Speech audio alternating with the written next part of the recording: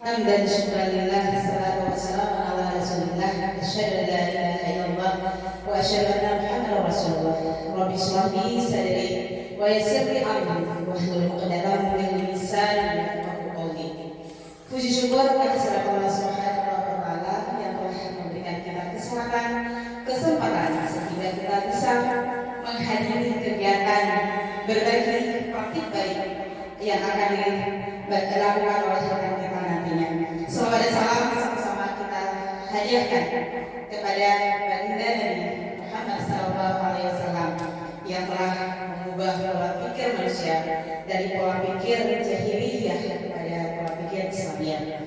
Terima kasih kami ucapkan kepada semua rekan, penghormatan kami kepada Ibu Kepala Sekolah dan seluruh rekan guru yang telah bersedia meluangkan waktu untuk kita melakukan kegiatan pada hari ini. Adapun kegiatan kita pada hari ini adalah kegiatan destinasi tentang menjabarkan pemahaman dan penerapan pengalaman budaya positif yang akan dipaparkan oleh Ibu Nuti Handayani SPD. Beliau merupakan calon guru penggerak angkatan ke-11 dan tugas ini merupakan salah satu tugas yang harus diselesaikan dalam pendidikan kegiatan guru penggerak. Namun sebelumnya kami meminta kata-kata sambutan dari Kepala Sekolah SD Negeri Riwut. Dalam hal ini kami minta kesediaan dari Ibu Asnaini SPD. Waktu dan tempat disilahkan. Assalamualaikum warahmatullahi wabarakatuh. Waalaikumsalam warahmatullahi wabarakatuh. Alhamdulillah rabbil alamin. Wassalatu wassalamu ala asyrofil anbiya'i wal mursalin wa ala alihi wasahbihi ajmain.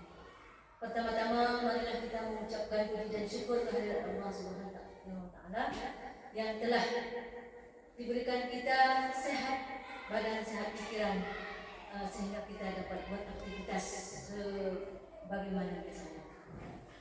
Selawat dan salam kita sajikan kepada Nabi besar Muhammad sallallahu alaihi wasallam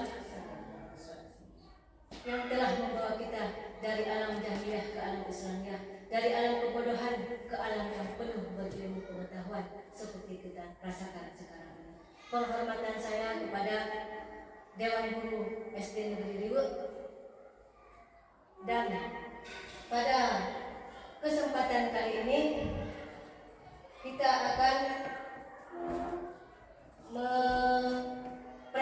mempresentasikan tentang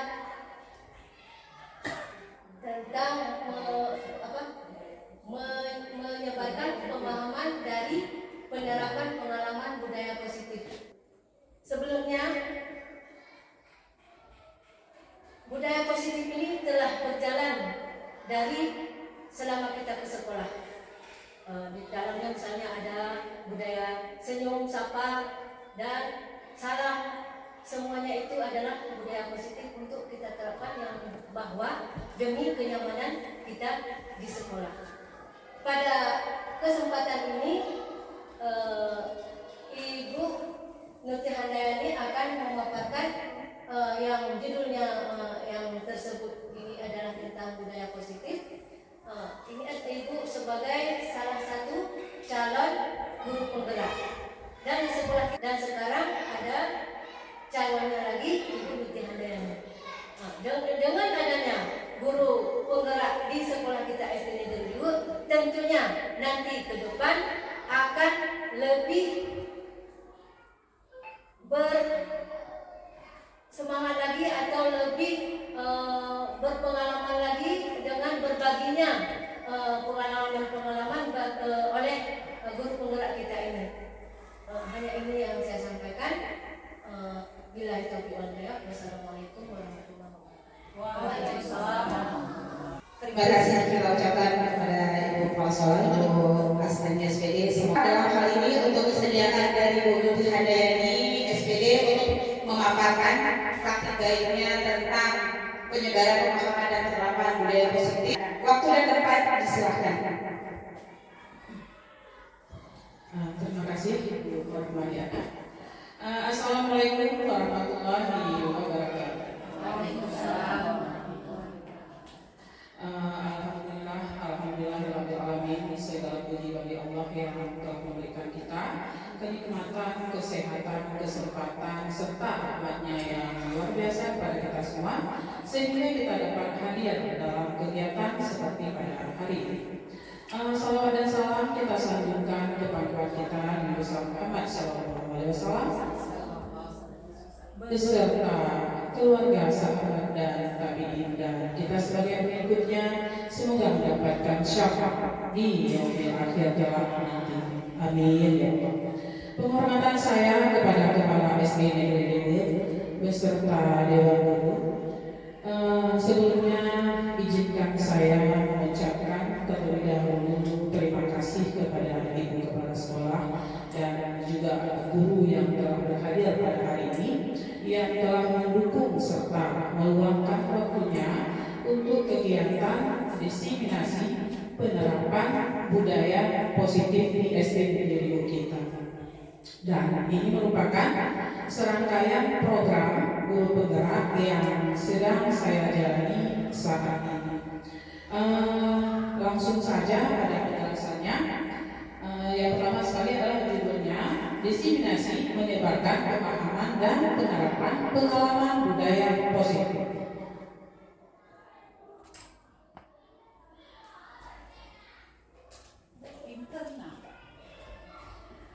Yang pertama sekali harus kita lihat di sini adalah tentang konsep inti budaya positif. Nah, apa saja konsep yang terdapat di dalamnya? Yang pertama sekali adalah adanya perubahan paradigma belajar. Kemudian ada disiplin positif, ada nilai-nilai kebajikan, dan kemudian ada kebutuhan dasar manusia. Ada motivasi perilaku manusia, posisi kontrol guru, keyakinan kelas, dan segitiga restitusi.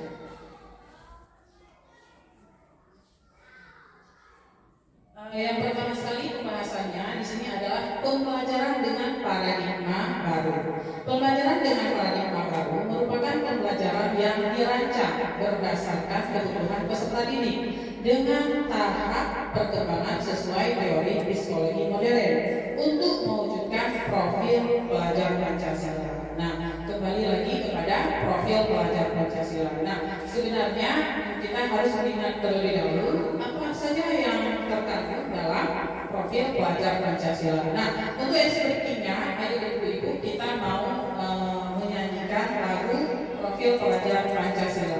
Oke, siap ibu-ibu ya, beserta gerakannya. Oke, nggak usah bangun, bagaimana? Di situ aja, boleh? Bangun, boleh juga? Iya, oke, saya semangat.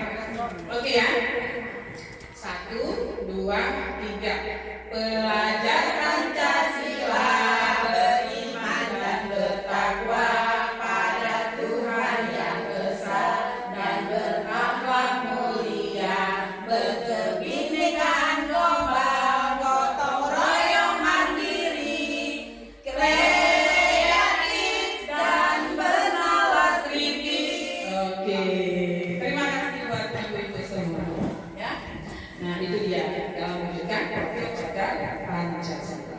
Nah, selanjutnya di sini ada miskonsepsi tentang teori kontrol. Nah, apa saja yang terdapat di dalamnya tentang miskonsepsi ini? Yang pertama sekali adalah ilustrasi kontrol, ilustrasi guru mengontrol murid. Nah, itu apakah kalau menurut ibu-ibu ya.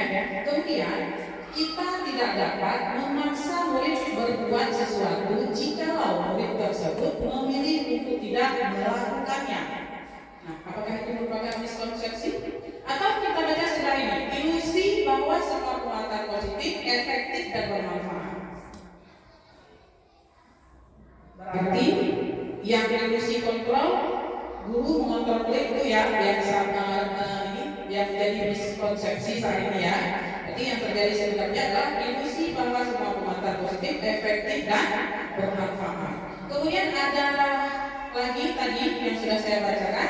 Kemudian kita tidak dapat memaksakan murid berbuat sesuatu jikalau murid tersebut memilih untuk tidak melakukannya. Nah itu ya. Kemudian kita lihat lagi miskonsepsi berikutnya. Ilusi bahwa kritik dapat membuat orang merasa bersalah, dapat menguatkan karakter. Itu dia ya.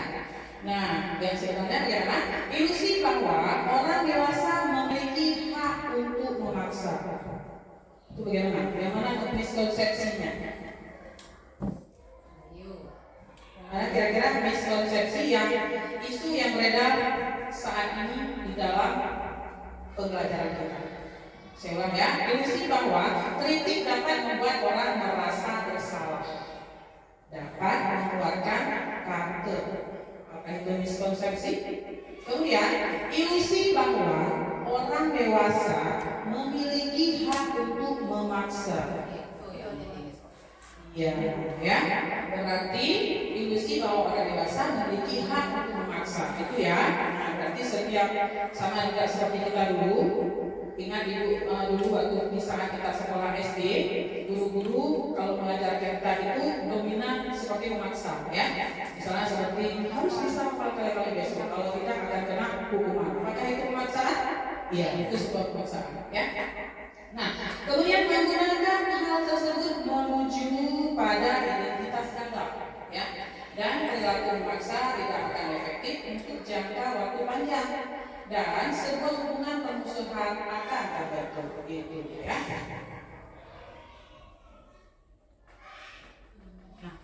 Selanjutnya mengubah paradigma stimulus respon ke pendekatan teori kontrol, ya. Ini sepertinya kurang ini ya. Saya lihat sini saja ya. Yang pertama sekali adalah stimulus respon tentang dunia. Ya, di sini ada realitas. Nah, teori kontrol tentang dunia itu realitas kebutuhan kita berbeda.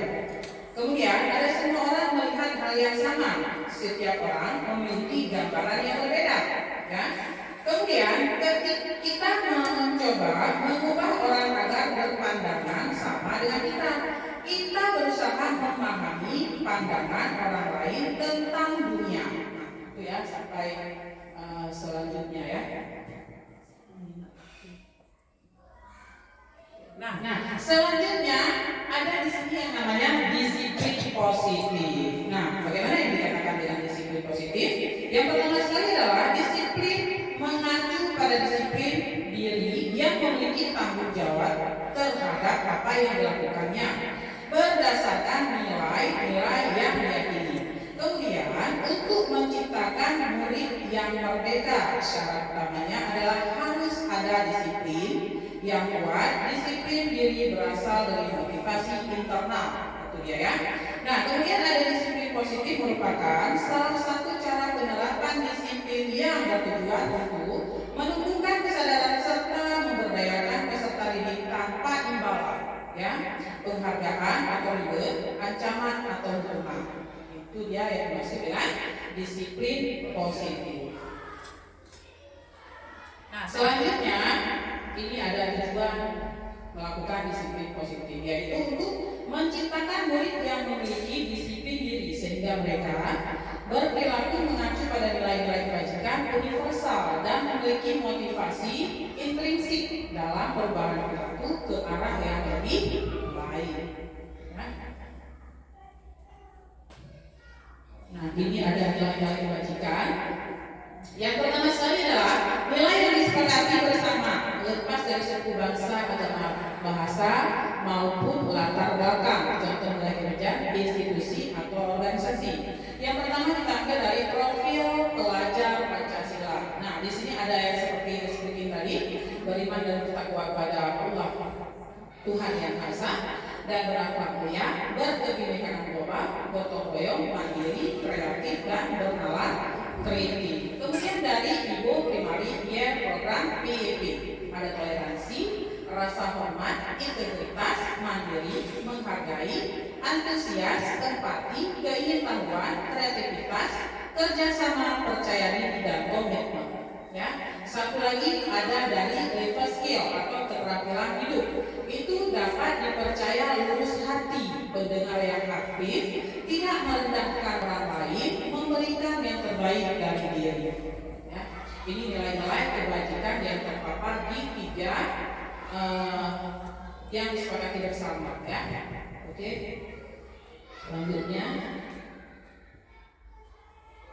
Di sini ada kebutuhan dasar manusia. Ya, sebenarnya setiap anak itu memiliki kebutuhan masing-masing. Namun kita lihat di dulu sebelum kurikulum merdeka, kita lebih mengharapkan anak ya pembelajaran yang kita lakukan lebih pada keikhlasan belajar ya. Intinya kita tidak perlu mengetahui dulu ya, tidak mau mengetahui apakah mengapa dan apa dengan anak itu sehingga dia tidak termotivasi belajar, tidak tidak rajin bersekolah ya. Kita tidak melakukan asesmen diagnostik terlebih dahulu. Padahal ya itu harus kita lakukan. Kenapa saya bilang begitu? Karena setiap anak itu unik ya, memiliki keunikan yang berbeda-beda. Kita tidak tahu si anak itu kenapa dia berbuat sampai seperti itu, tidak bersemangat dalam belajar. Nah, ini ada kebutuhan dasar yang harus kita pelajari terlebih dahulu. Nah, segala sesuatu yang kita lakukan untuk mendapatkan apa yang kita inginkan, seluruh tindakan yang kita lakukan memiliki tujuan tertentu dan semua usaha terbaik yang kita lakukan adalah dalam rangka agar kebutuhan dasar kita terpenuhi dengan baik. Nah, ini dia kembali kepada diagnostik seperti yang saya sampaikan tadi. Yang pertama adalah bertahan hidup. Ya. Yang kedua ada kasih sayang. Yang ketiga ada kebebasan. Keempat ada kesenangan dan penguasaan. Itu ya. Ini semua adalah merupakan kebutuhan dasar manusia. Selanjutnya, nah ini pembahasannya yang sudah saya sampaikan tadi. Bertahan hidup seperti ya contohnya pakaian, makanan, tempat tinggal, keamanan dan kesehatan itu merupakan cara manusia bertahan. Contoh-contoh dalam usia untuk bertahan hidup. Kemudian kasih sayang dan rasa diterima. Rasa diterima dipedulikan berbagi kerjasama menjadi bagian dari kelompok ya. Karena ada anak kadang-kadang ya kalau kita bagi kelompok dia merasa dalam kelompok itu tersisih ya, seperti tersisih karena sempurna ya. Padahal itu mungkin salah satu tugas kita seorang guru harus mendiagnosa terlebih dahulu kenapa anak tidak bergabung dalam kelompok itu. Dan kita harus menanyakan ke kawan lain kenapa kalian tidak menerima dia, kan seperti itu kan? Kalau guru mana duduk terus sesuai yang tadi bagi duduk terus, padahal bukan seperti itu.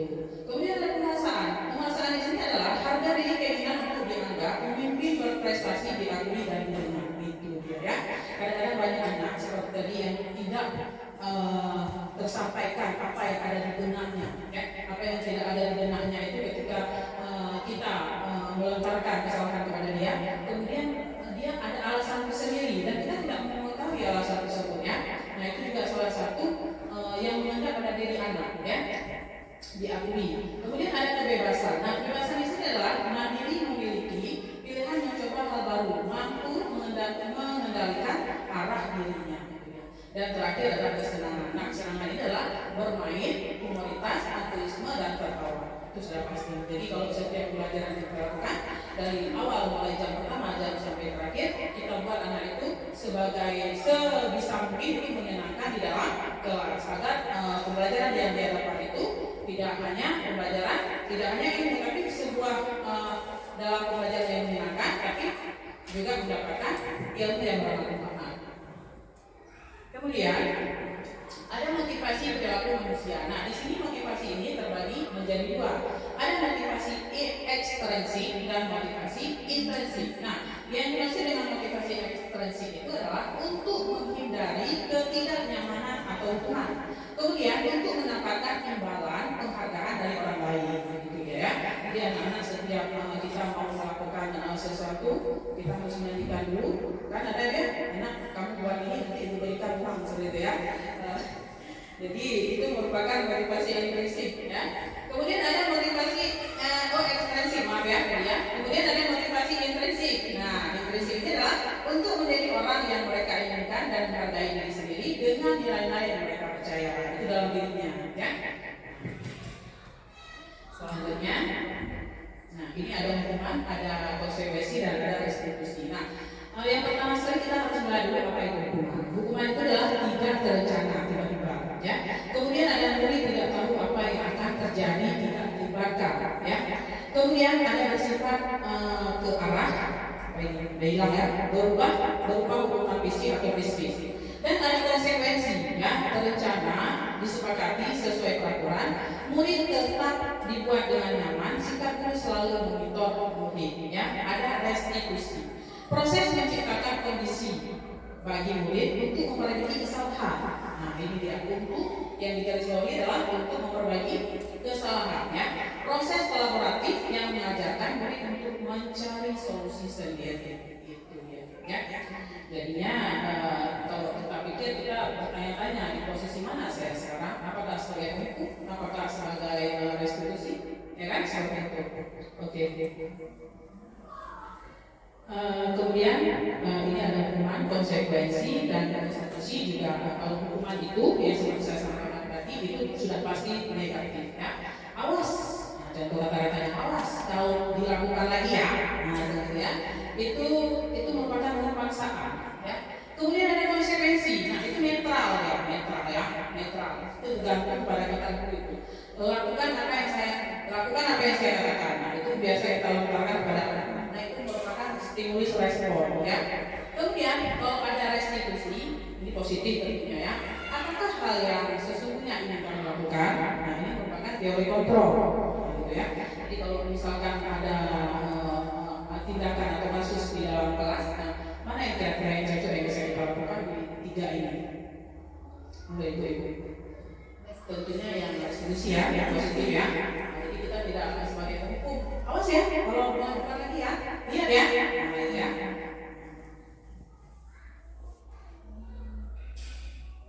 Nah, ini ada penghargaan maupun hukuman. Adalah cara-cara mengontrol perilaku seorang untuk menghancurkan ya, potensi untuk pembelajaran yang sesungguhnya. Penghargaan memiliki dampak yang kurang baik di antaranya.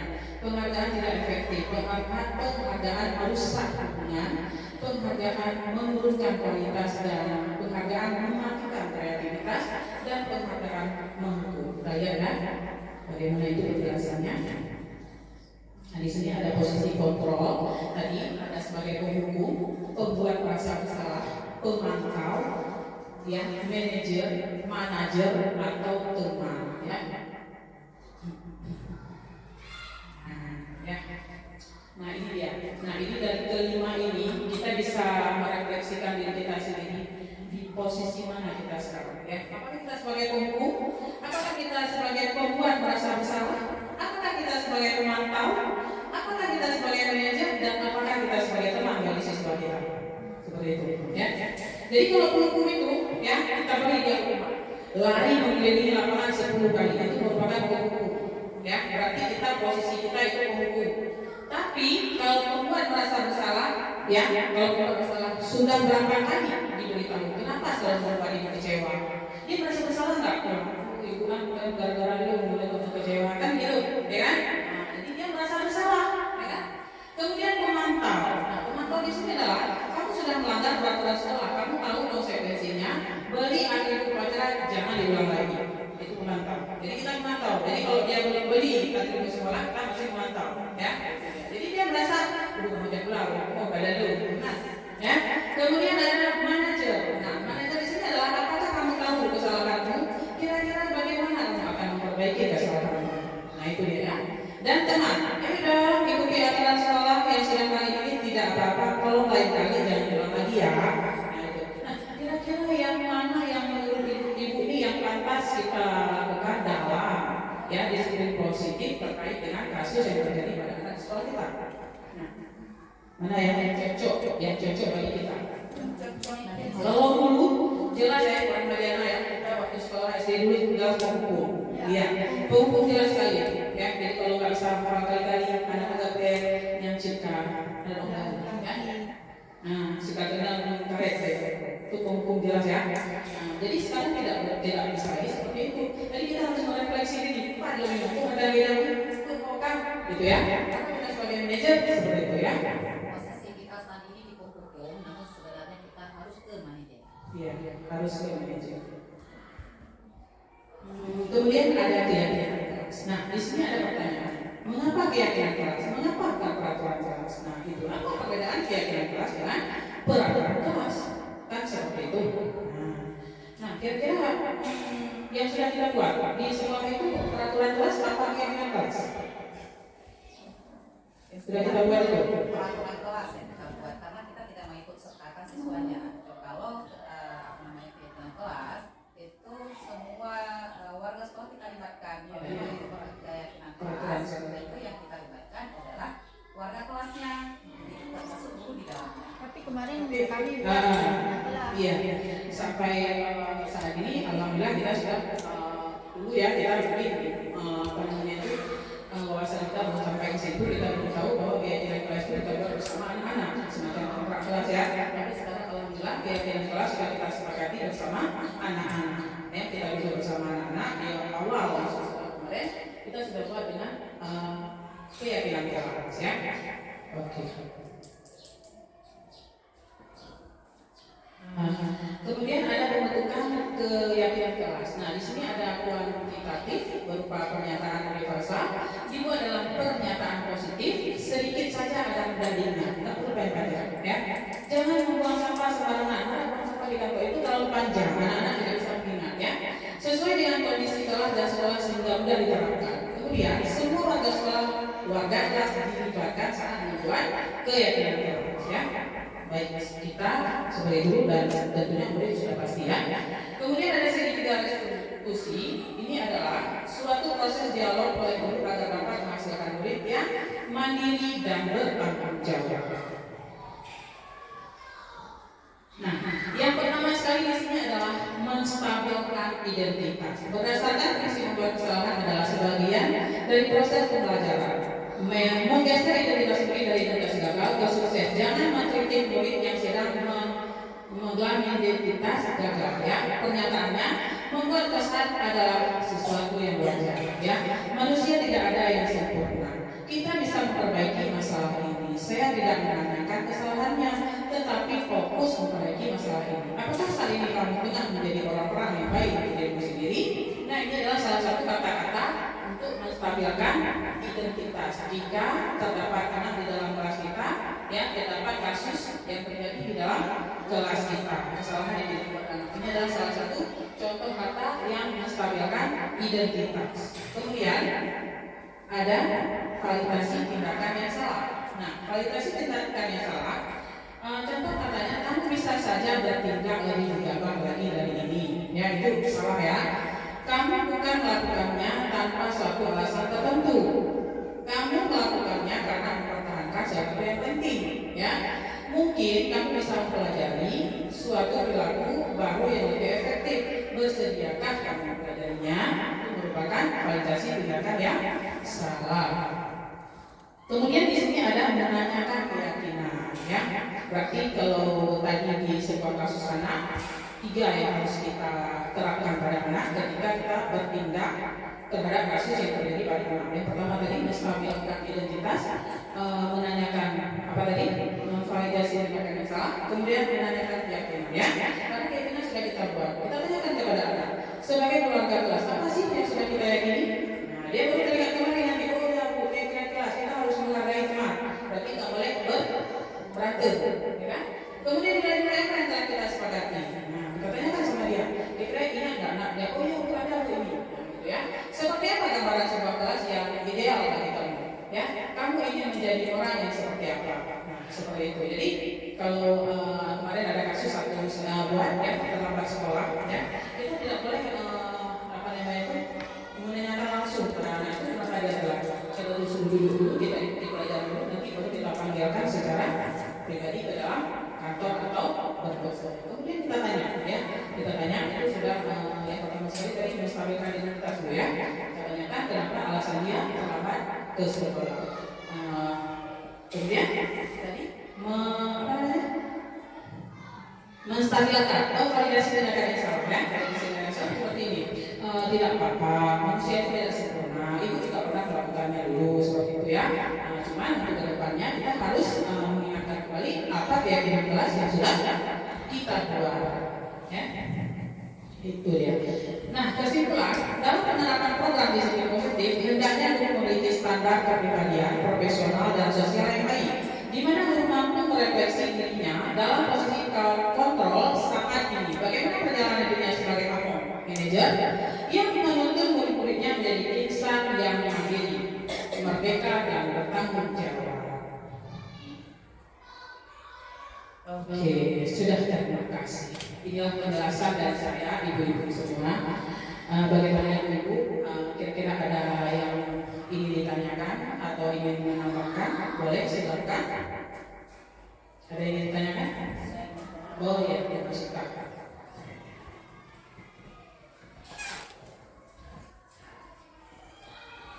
Bismillahirrahmanirrahim. Assalamualaikum warahmatullahi wabarakatuh. Saya tanya Bu, dalam hal apa restitusi ini dapat menjadi alternatif yang lebih efektif bagi siswa dibandingkan dengan hukuman? Terima kasih.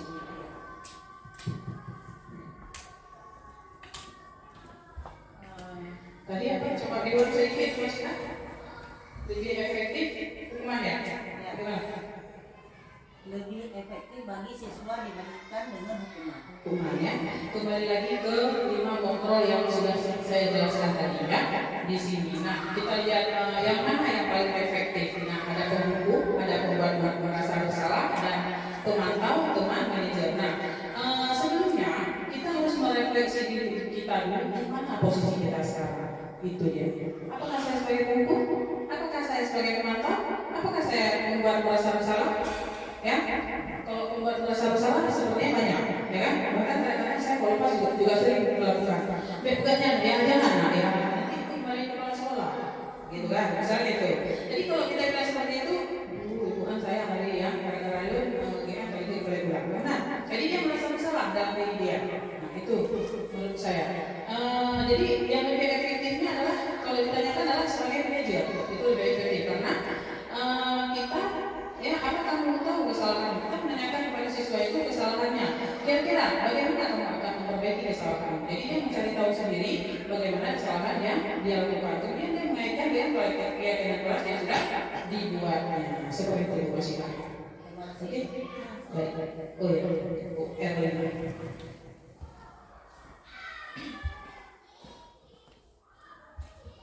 Baik, Bu Handani.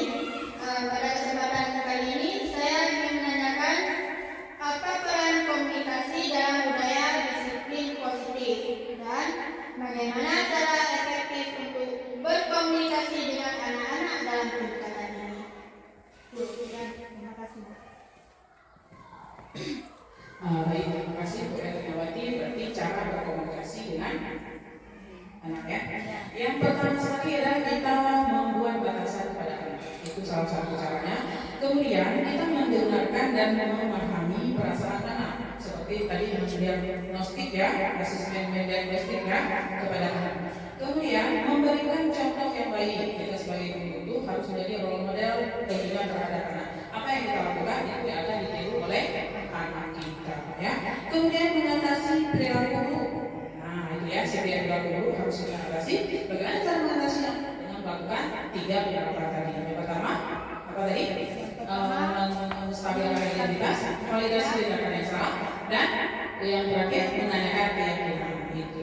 Dan yang terakhir adalah memberikan kesempatan pada anak untuk belajar dari kesalahannya. Itu dia ya. Bagaimana Ibu ya? Sudah. Siapa lagi ada yang punya?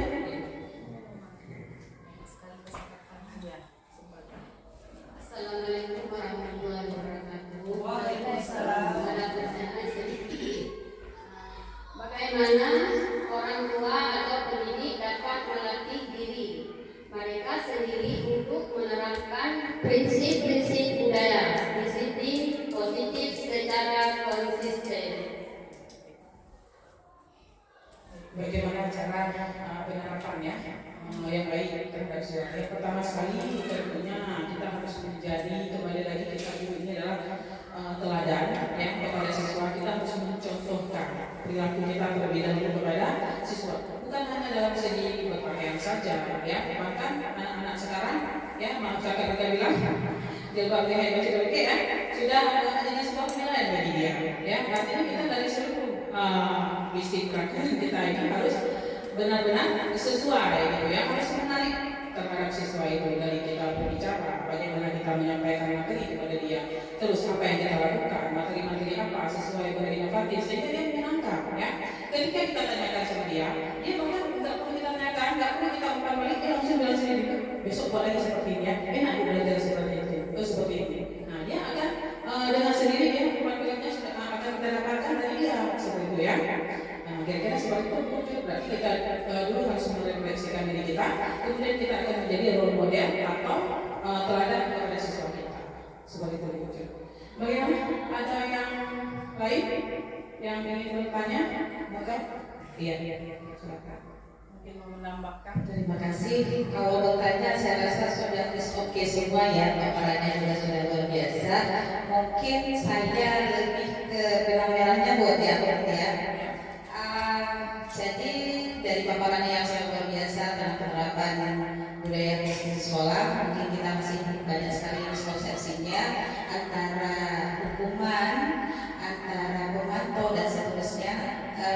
Cuma yang menjadi benang merah yang dapat saya pahami dari paparan yang sangat luar biasa ini adalah jadi bagi kita semua guru tentunya sebagai pendidik, kita dalam menyikapi seluruh sikap yang dilakukan oleh siswa itu, kita harus meyakini bahwa ada sesuatu kebutuhan dia yang belum dipenuhi.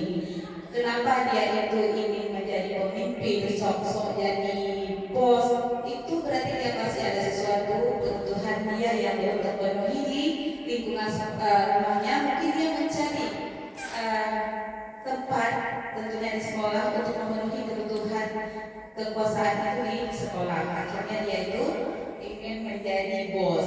Kemudian ada juga yang anak-anak yang ingin mencari ambil makanan kawan, berarti itu dia ada kebutuhan hidup ya, bertahan hidup yang belum terpenuhi. Mungkin dia maaf cakap ada di rumahnya yang mungkin tidak terpenuhi apa yang ingin dia makan, akhirnya dia mengambil punya. Jadi tentunya kita sebagai guru itu tidak bisa menjelaskan langsung ya kemudian bahwa anak ini jahat, anak ini dia tidak bermoral dan sebagainya. Jadi kita harus menyikapi bahwa ada salah satu kebutuhan dia yang memang belum terpenuhi. Kemudian yang kedua yang bisa saya tanggap dari penjelasan Ruti bahwa sebaiknya posisi kontrol itu ada yang terhubung dengan teman-teman, berbuat rasa bersalah dan belajar. Tentunya kita wajib belajar pada posisi manajer, bukan yang terhubung memantau teman ataupun berbuat rasa bersalah. Karena di antara 5 ini kita pas di posisi manajer, jadi kita merangkul. Jadi di sini kita imbangi dengan segitiga restitusi pada posisi manajer. Jadi dalam menyelesaikan masalah siswa bisa melakukan sendiri. Kemudian yang bisa saya tanggapi dari pengalaman saya dari pemaparannya, jadi kalau dalam menyelesaikan masalah itu ada istilahnya segitiga restitusi yang tekniknya itu langkah-langkahnya mulai dari kita menstabilkan identitas, kemudian validasi tindakan dan menanyakan keyakinan. Di sini siswanya bisa menyelesaikan masalah sendiri dan bisa mencari jalan keluarnya. Mungkin itu menurut yang bisa saya tangkap dalam paparan ini yang sangat luar biasa. Terima kasih. Assalamualaikum warahmatullahi wabarakatuh. Terima kasih Bu Mariana, sangat luar biasa ya menurut saya tambahan yang sudah disampaikan, dan ini merupakan juga salah satu penambahan ya, dan juga beliau juga merupakan salah satu CGP yang sudah lulus alhamdulillah di angkatan 9 kemarin ya. Sampai di sini penjelasan dari saya, kurang lebih saya mohon maaf. Wabillahi taufiq wal hidayah. Assalamualaikum warahmatullahi wabarakatuh. Waalaikumsalam.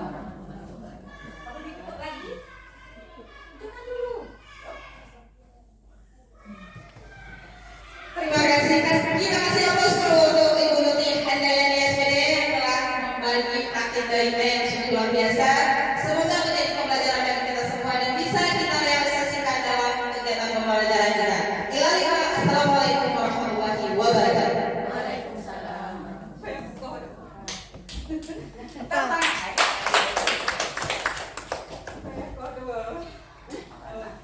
Tuh aja. Paling menit tuh ya.